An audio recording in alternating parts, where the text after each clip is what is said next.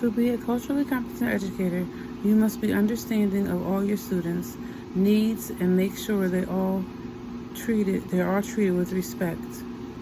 You must encourage diversity in your classroom, understanding that all students are special and have specific needs that need to be met. It's also very important to have the students respect one another. I will encourage my students at all times to share their culture, to respect each other's cultures and backgrounds, and to celebrate each other's differences and significances, because we're all alike in some way and we're all different in some way. But I want my students to recognize the differences and celebrate them. I feel I am culturally competent because I always strive to learn about other people's cultures. I was a toddler teacher for 2 years, and in that time I created a lesson where my students brought in cultural artifacts from their home, their cultures, their religions, their ethnicities, and some ethnic foods as well. I wanted us to learn about each other and about our differences, and this come to find out a lot of the students had a lot of similarities and were even had a lot of things the same in their backgrounds.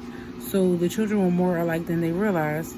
Even though they're only toddlers, they still learned a lot because they saw different things from each poster that was made, and they recognized it from their own culture. That was a very nice lesson, and the parents enjoyed it as well, and the teachers got to learn that they have similarities with the parents, and the parents learned that they have other similarities with the other families. It was quite an amazing project. I will back to my classroom. I will encourage my students to learn about each other and their cultures, as I did with the toddlers.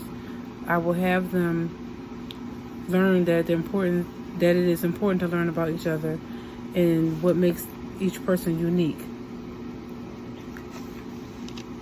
For me to be deeper involved into the cultural competence, I would need to have trainings on issues such as transgender children and equality for LGBTQ students.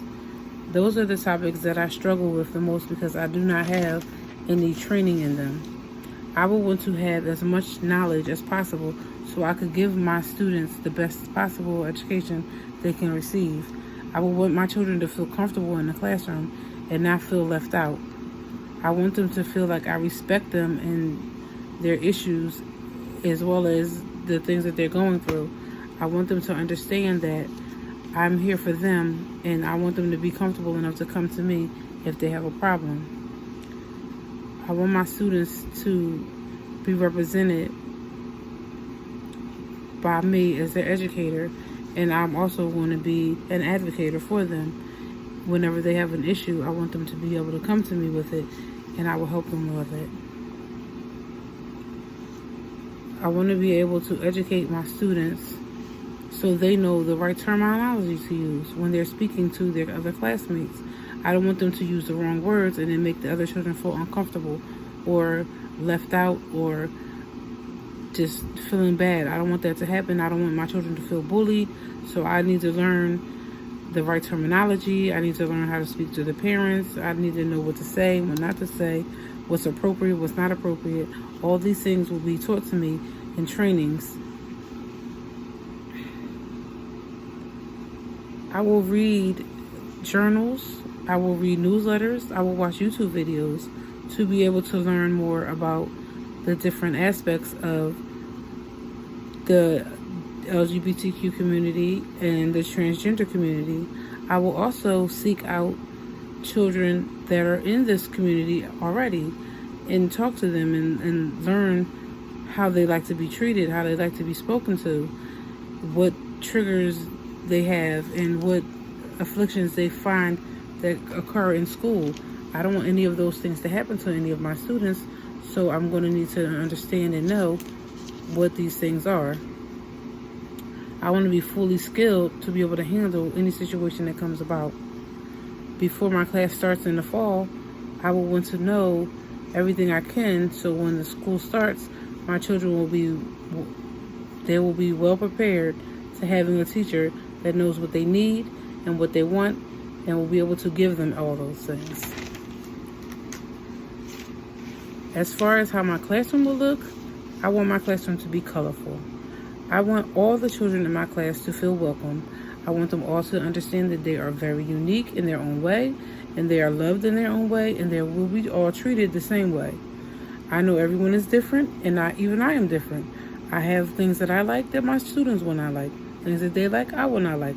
But I want us to be a community in the classroom, and I want us to respect each other, respect each other's views, wishes, likes, and dislikes. I want each student in my classroom to be able to represent themselves with a poster. That will be a first assignment we do.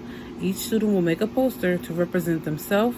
They can put whatever they want on it, whether it's about their religion, their ethnicity, their sexuality, their background, whatever it may be that they want to put up and represent themselves so we can understand who they are. That is okay. I will also have diversity in the classroom throughout having posters showcasing students with disabilities, learning disabilities, mental disabilities, physical disabilities, and everything, because we're all welcome and we're all one family in my classroom. I will treat each of my students, as I've said, the same way, whether their background is the same as mine or their background is different. Working in an inner city school, most likely the children will have similar backgrounds to myself, but I will treat them no differently than a student that comes from a different neighborhood. We're all in the classroom to learn, and I'm going to be learning from them as they learn from me. I will teach the students to be strong, and the students that lack a little strength, I will have the other students give them a little push, encourage each other. That's another way of building family within the classroom. I want them to boost each other up at all times and know that we're all here for each other. Whether we believe the same things or not, whether we have the same religion or not, we're all in the classroom together to learn. And I want us all to learn together. Thank you.